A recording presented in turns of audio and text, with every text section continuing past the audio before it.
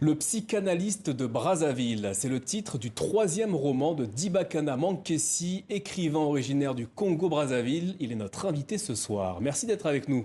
Merci de m'accueillir. Soyez le bienvenu. Dans cet ouvrage, vous vous penchez sur la conscience et l'inconscient de vos personnages dans le Brazzaville des années 60, le tout à travers la psychanalyse. Comment vous est venue l'idée d'écrire à ce sujet ? Oui, c'est-à-dire ce qui m'est venu comme idée, c'est que je voulais comprendre ce qui s'est passé à cette période-là où j'étais pas encore né, parce que d'une façon générale, le rôle du romancier, c'est aussi de combler des vides, de boucher des trous, et c'est ce que j'ai essayé de faire à travers ce texte. Je voulais comprendre ce qui s'est passé. Pendant cette période-là, donc c'est la période que Amadou Kourouma appelle les soleils des indépendances. Donc les États africains, en tout cas un grand nombre, accèdent à l'indépendance, et donc c'est ce qu'on appelle les évolués qui ambitionnent de remplacer donc le colon qui vient de partir. Et voilà, donc on est dans une ville en pleine effervescence. Il faut quand même rappeler que Brazzaville est l'ancienne capitale de l'Afrique équatoriale française, donc un grand épicentre quand même à cette période-là. Et c'est aussi, on le dit pas assez, on le rappelle pas souvent, c'est la capitale de la France libre. Lorsque la Paris est occupée, le général de Gaulle décide de faire de Brazzaville la capitale de la France. Et donc c'est un lieu quand même assez particulier.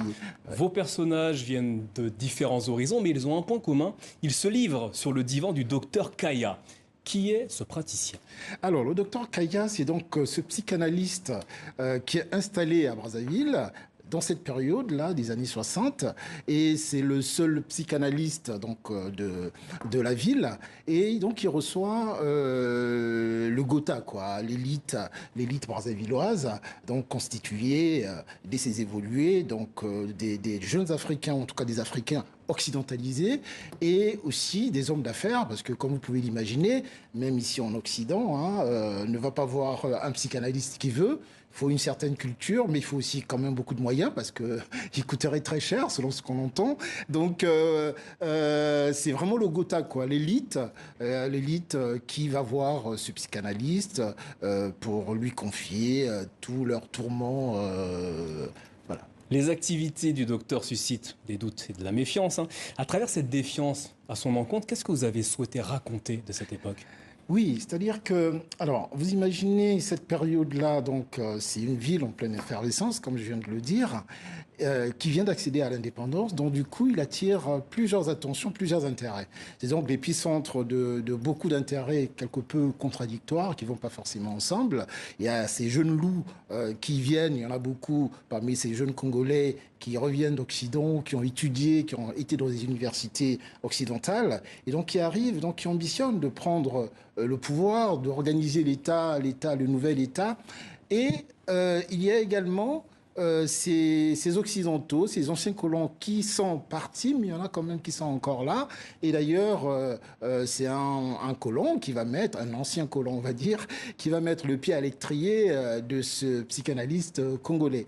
Et donc, ce que j'ai voulu montrer pour répondre clairement à votre question, c'est justement de mettre un peu en lumière, en tout cas en perspective, tous les intérêts contradictoires qu'il y avait, parce que quelque part, il y a donc cette élite qui va se confier auprès du psychanalyste, mais en même temps, il y a le pouvoir, le nouveau pouvoir sécuritaire donc de l'État, qui s'intéresse quand même à ce lieu, à ce cabinet du psychanalyste.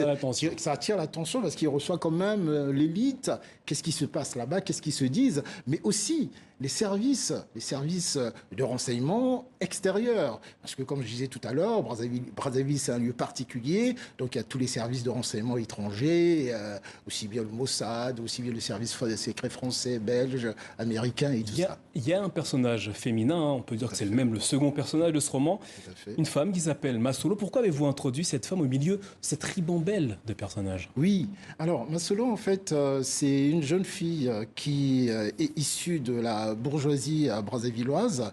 Donc, cette bourgeoisie qui a accompagné le premier président congolais au pouvoir et qui va se retrouver tout à fait dépouillée lorsque le président Youlou va être, entre guillemets, chassé du pouvoir par les syndicalistes.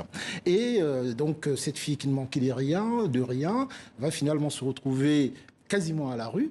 Et elle a étudié, elle a fait du droit à l'université, mais elle va se retrouver sans rien. Donc finalement, par des concours de circonstances assez particuliers, elle va se retrouver comme femme de ménage du docteur Kaya, dans le cabinet du docteur Kaya. Et donc, ça sera en quelque sorte le témoin. C'est elle qui reçoit, c'est elle qui installe. Et voilà. Donc, j'ai voulu, dans le roman, donc, il y a deux aspects, si vous avez remarqué. Donc, on suit effectivement la progression de l'État congolais, la construction de l'État congolais à travers le journal du docteur Kaya, parce qu'il tient un journal où il fait un peu le compte-rendu de ses séances, mais aussi il y a le Masolo, quoi, qui raconte un peu... Qui est un peu le témoin de cette époque. Qui est un peu le témoin. Diba Kalamankeshi, merci infiniment d'avoir répondu à nos questions. Votre troisième roman, Le psychanalyste de Brazzaville, est à retrouver aux éditions Les Lettres Mouchetées. Merci à vous. Merci.